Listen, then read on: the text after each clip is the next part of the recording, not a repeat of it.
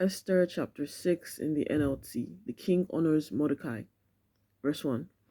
That night the king had trouble sleeping, so he ordered an attendant to bring the book of the history of his reign so it could be read to him.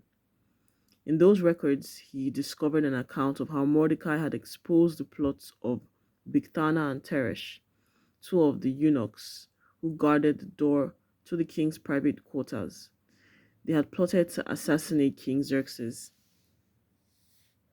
What reward or recognition did we ever give Mordecai for this? The king asked. His attendants replied, Nothing has been done for him. Who is that in the outer court? The king inquired. As it happened, Haman had just arrived in the outer court of the palace to ask the king to impale Mordecai on the pole he had prepared. So the attendants replied to the king, Haman is out in the courts. Bring him in, the king ordered. So Haman came in, and the king said, What should I do to honor a man who truly pleases me? Haman thought to himself, Whom would the king wish to honor more than me? So he replied, If the king wishes to honor someone, he should bring out one of the king's own royal robes, as well as a horse that the king himself has ridden, one with a royal emblem on its head.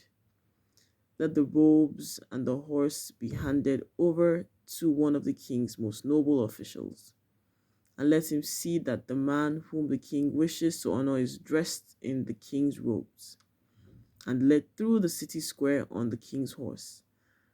Have the officials shout as they go, This is what the king does for someone who he wishes to honor.